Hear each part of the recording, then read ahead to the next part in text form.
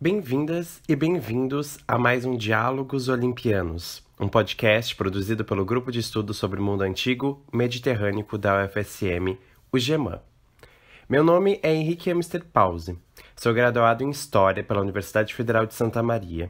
Sou membro do GEMAN há mais de 5 anos e atualmente me encontro cursando o mestrado em História pela mesma universidade. Durante o mestrado, eu desenvolvo uma pesquisa voltada à análise dos escritos de Plutarco de Queroneia e Arriano de Nicomédia sobre uma figura bem conhecida, Alexandre o Grande. Essa pesquisa de mestrado, sob orientação da professora Semíramis Corsi, eu desenvolvo com bolsa CAPES. Contudo, este episódio que vocês irão ouvir hoje, cujo tema é o homoerotismo e o humor nos epigramas de Marcial, é uma gravação que eu realizei no intuito de voltar um pouco no tempo e matar a saudade das minhas pesquisas de iniciação científica, desenvolvidas entre os anos de 2015 e 2018 e que gerou o meu trabalho final de graduação, o famoso TFG ou TCC. Meu TFG foi intitulado Sexo, Gênero e Humor na Roma do Principado, rindo da passividade e da efeminação masculina com os epigramas de Marcial, séculos I e II depois de Cristo. Essa minha pesquisa de iniciação científica recebeu o apoio da Bolsa FIP-UFSM e também foi orientada pela professora Semíramis.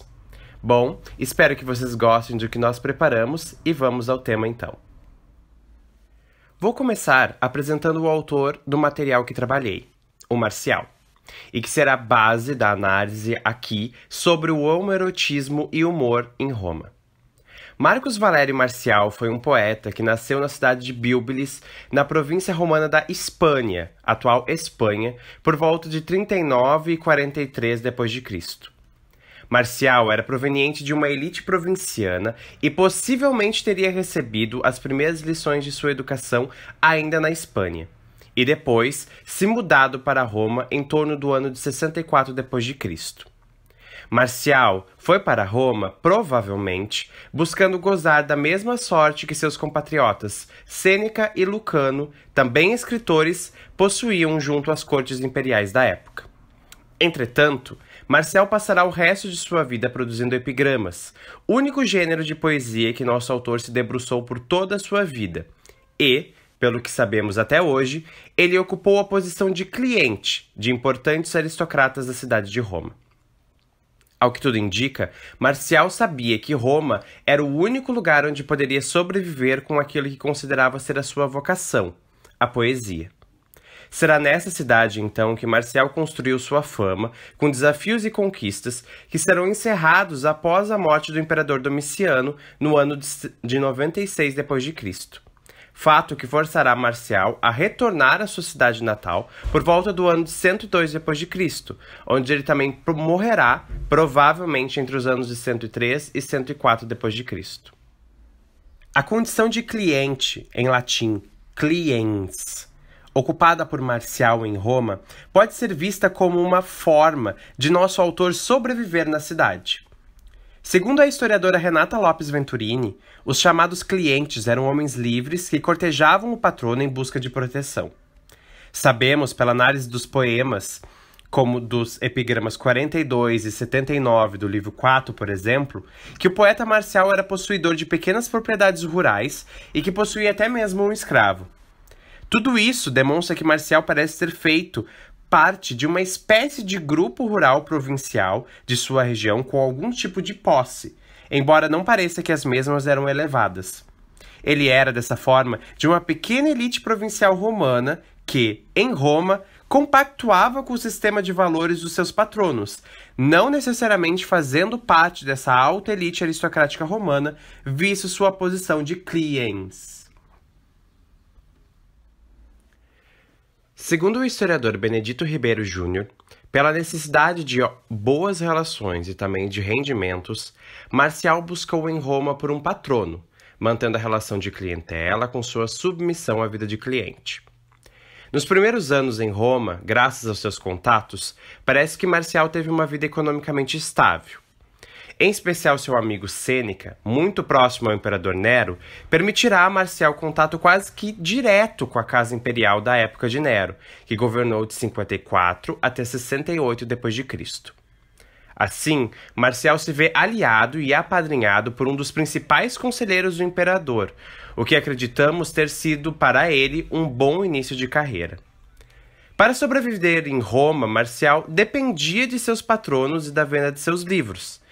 No período de silêncio que passou devido a problemas envolvendo seu amigo Sêneca e uma conjuração contra Nero, a chamada Conjuração de Pisão, Marcial teve o apoio de vários poderosos da cidade de Roma e de amigos escritores, em especial do escritor Quintiliano.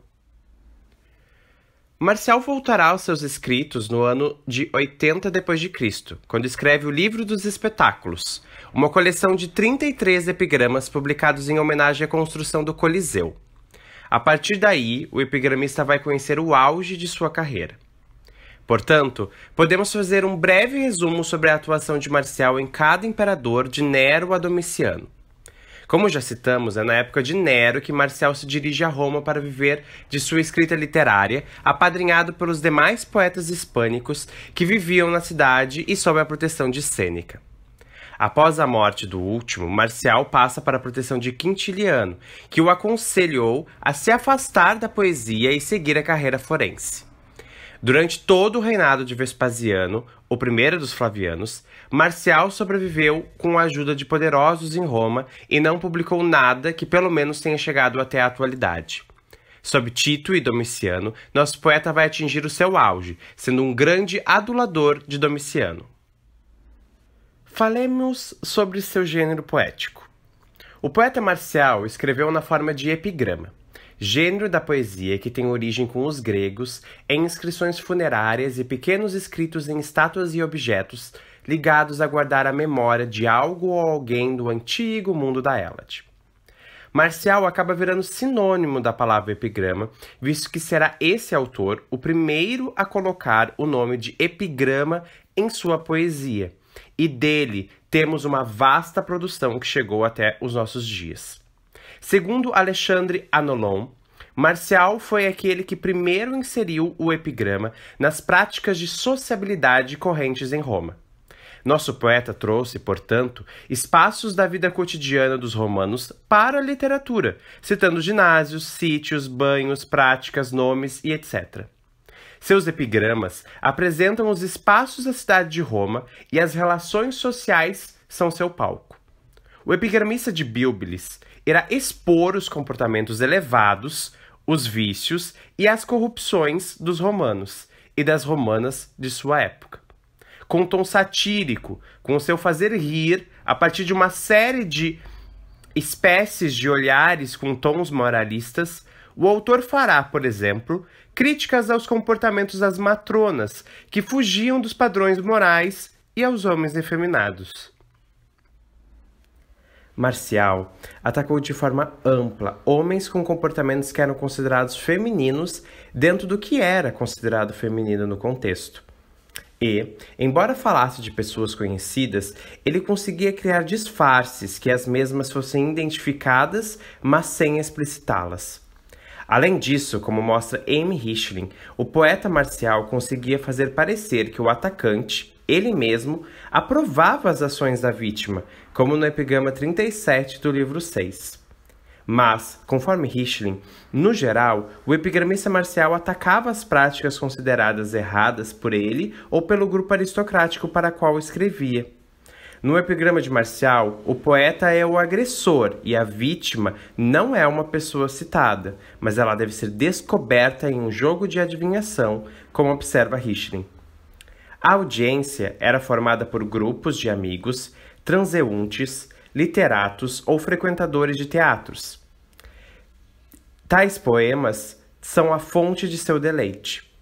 Nessa grande revista de fofoca da antiguidade, o prazer é, então, encontrado em ouvir e ler as invectivas, tanto pelo conteúdo como pela forma.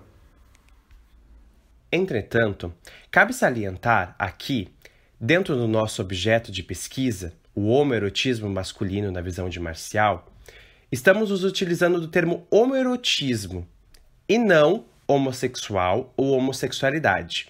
Uma vez que concordamos com Jurandir Freire Costa, para quem usar o termo homoerotismo é, entre aspas, preferível à homossexualidade ou heterossexualidade, porque tais palavras remetem quem as emprega ao vocabulário do século XIX, que deu origem à ideia do homossexual. Isso significa, em breves palavras, que toda vez que as empregamos, continuamos pensando, falando e agindo emocionalmente inspirados na crença de que existe uma sexualidade e um tipo humano homossexual, independente do hábito linguístico que o criou. Eticamente, sugiro que persistir utilizando tais noções significa manter costumes morais prisioneiros do sistema de dominação preconceituoso que qualifica certos sujeitos como moralmente inferiores pelo fato de apresentarem inclinações eróticas por outros do mesmo sexo biológico. Fecha aspas.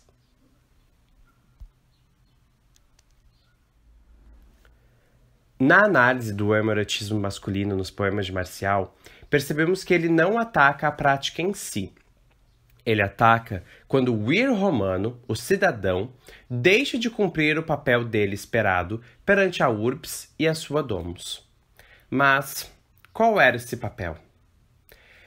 Acredita-se que mais do que apenas ser ativo sexualmente, ter cuidado com seu corpo e estar em posição de garantir o legado da família, a reprodução, estes apenas alguns desdobramentos de papel, o mesmo deveria estar apto para a guerra, demonstrar virtude, coragem, respeito aos deuses e aos rituais, ter cuidado com sua reputação, ter uma postura dita masculina perante o controle de sua casa, assim como na participação no convívio social desde os exercícios físicos, presença nos banhos públicos, debates dos campos de Marte, entre outros afazeres impostos para um homem aristocrático romano, todos que, se não cumpridos, apresentam risco de aparecer nos epigramas do poeta hispânico. No campo da prática sexual, Marcial ataca o do homem romano aristocrata que realiza uma relação de posição passivo-receptor. No epigrama 23 do livro 1, Marcial nos conta que os locais de banho em Roma eram pontos de encontro de homens que realizavam práticas homoeróticas, como podemos ver no epigrama 23 do livro 1, que nosso colega Gabriel vai nos ler.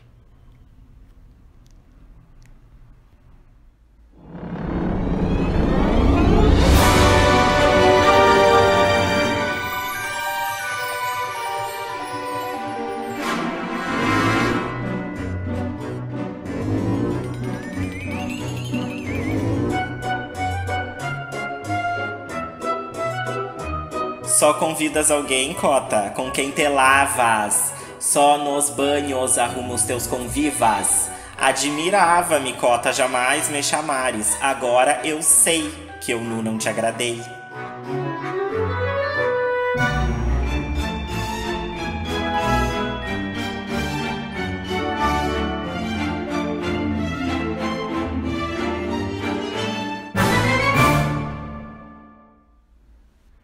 No mesmo livro, livro 1, o poeta Marcial também mostra que mesmo entre aqueles que pregavam a boa moral ou que mantinham os costumes aristocráticos romanos, podiam ser, na verdade, falsos moralistas, como é o caso de alguém que Marcial aponta para a análise ao lado de um homem chamado Deciano, como veremos no trecho que meu colega Murilo nos trará a seguir.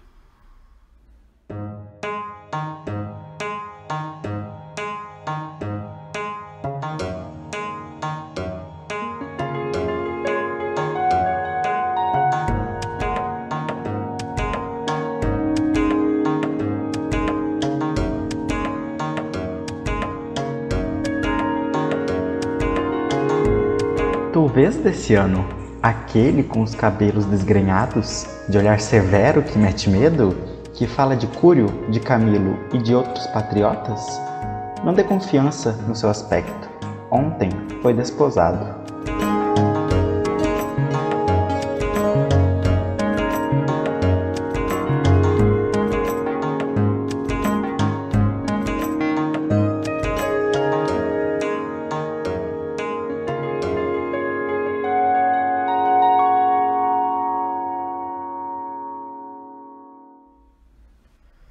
Já no poema 41 do livro 5, lido a seguir pelo Gabriel, Marcial apresenta um legítimo homem considerado efeminado.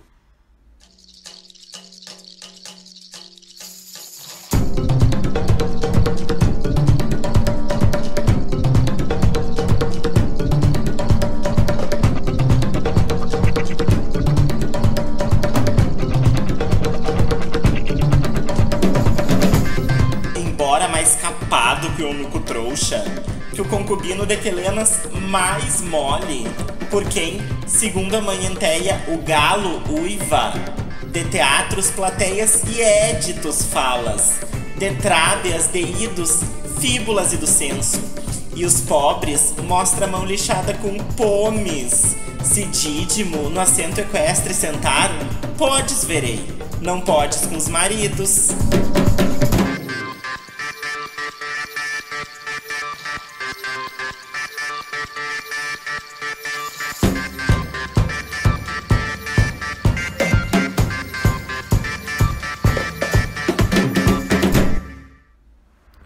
Nesse epigrama lido pelo Gabriel, Dídimo, pela análise de José Maria Blasquez, é um grego já inserido nas ordens de status social romana, ocupando a posição de equestre. Podemos perceber que Dídimo não é viril, ou melhor, não mostra o que se é esperado de um vir. É mais branco que o deus Atis, a divindade castrada companheira da deusa frígia Cibele, remetendo que o mesmo possui características de comportamentos de homens efeminados, que irão aparecer em outros poemas. A cor de pele branca contra o modelo de corpo viril esperado, atlético e bronzeado, a fala de assuntos ditos femininos, o teatro e roupas, o gosto pelas cores e pedras preciosas, assim como o luxo. Dídimo fala de teatro, das suas filas e assentos, das leis de togas coloridas e cheias de pedras, as quais ele mesmo talvez use. Marcial ainda mostra que o sujeito a quem ele se refere tinha direito de se sentar nos bancos destinados aos equestres no teatro, e termina seu poema condenando essa condição, visto que, mesmo sendo um equestre, ainda continuava com as suas práticas orientais e efeminadas, não tinha esposa e nem herdeiros e abusava do luxo, reforçando sua falta de moral e virilidade, não sendo merecedor de se sentar com os cavaleiros. Relacionando com a questão da virilidade e do homoerotismo, temos também a questão da pilosidade dos homens romanos. Após o crescimento da primeira barba e seu respectivo corte e oferenda ao deus do lar, o vir romano, a quem espera ser viril e ativo nas relações sexuais e no domínio de si, deveria manter uma série de regulações sobre seus pelos corporais. Assim, qualquer comportamento que não se enquadrava no jogo de símbolos e da moral, do mos maiorum, era punido pelos epigramas de nosso autor. Algumas áreas do corpo, segundo Jean-Paul Toulier, precisavam ser bem observadas nessa questão, como pernas, braços e, em especial, as nádegas. Vejamos o que Marcial escreve sobre essas áreas do corpo no epigrama 62 do livro 2, que o Murilo lerá para nós.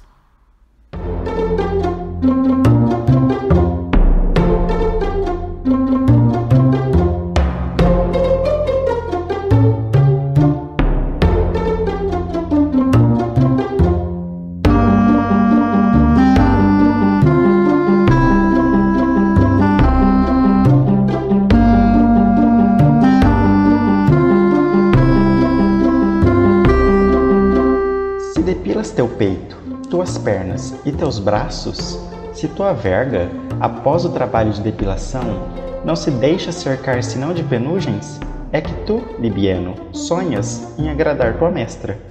Mas com quem sonhas tu, Libiano, quando depilas tuas nádegas?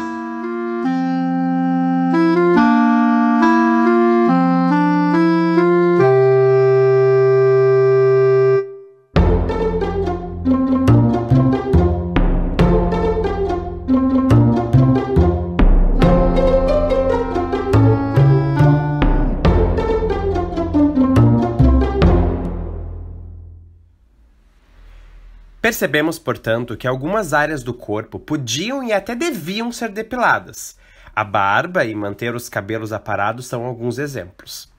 Por mais que Marcial ainda encontre alguma virilidade, talvez por sua origem hispânica, nos cabelos desgrenhados, mal cuidados e não devidamente aparados, manter essas áreas do corpo sob controle são essenciais para os aristocráticos da cidade de Roma. Os braços e pernas, assim como os peitos, são depilados, neste poema em favor da senhora de Libieno, que nos parece o exige. Mas quando se trata das nádegas, remete instantaneamente ao desejo oculto de Libieno em ter relações homoeróticas com outro homem e, ainda para piorar, ocupar a posição de passivo nessa relação. Vemos aqui, portanto, o pelo como um símbolo de efeminação, demonstrando que, ao descumprir essa prática, o de ter pelos nas regiões das nádegas, é não se reconhecer dentro de uma identidade social, ou seja, é não exibir uma maneira própria de estar no mundo e significar simbolicamente um estatuto e uma posição, a posição de um vir romano. Em outro poema, o epigrama 35, também do livro 2, Marcial usa-se do nome Febo, geralmente ligado àqueles que são jovens e apresentam características efeminadas, podendo ou não serem escravos, libertos ou até puers, futuros cidadãos romanos. Nele, o poeta de Bíblis afirma que Febo poderia lavar seus pés e possivelmente suas pernas em um recipiente usado para beber em forma de corno. Ou seja, o mesmo depila suas pernas e cuida exageradamente de sua higiene, podendo se banhar em um lugar onde ele mesmo ou outro iria beber posteriormente, sem macular o líquido ali contido. Tal cuidado e a não presença de pelos nessa região são considerados atitudes e trejeitos ditos femininos. Vejamos o poema.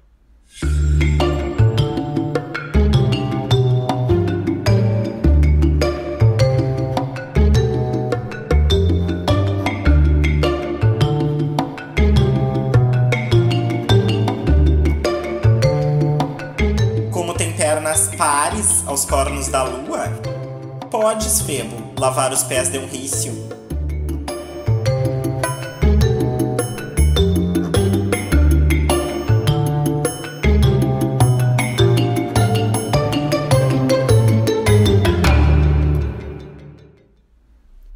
Devemos ressaltar que tais poemas eram escritos para fazer rir, por mais que para nós, hoje, não tenhamos a mesma resposta esperada pelo poeta Marcial.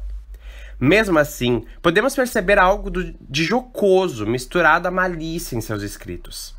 Assim, conforme indica Amy Hichling, os poemas trarão humor ao tratar da liberação de sentimentos hostis ou agressivos para com algumas partes do corpo, atos sexuais e menções a pessoas envolvidas em tais autos, consideradas sujas, baixas e nojentas.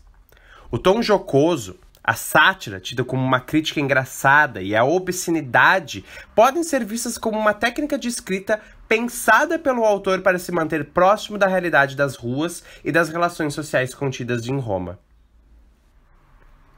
Concordamos com essa perspectiva da Amy Hichling, visto que entendemos essa característica de Marcial como uma forma do mesmo escrever sobre assuntos e questões ligadas à ética sem ser perseguido.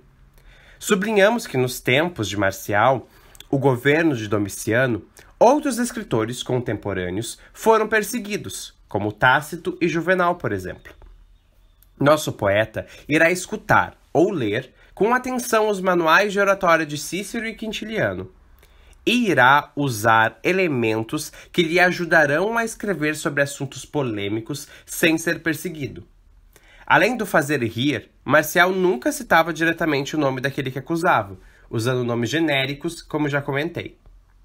Domiciano, por exemplo, é apenas citado na dedicatória do livro 8, e quando Marcial fala de suas hipocrisias e usa elementos que disfarcem que o mesmo está falando de tão ilustre pessoa, como no exemplo da relação do imperador com seu puer Earino.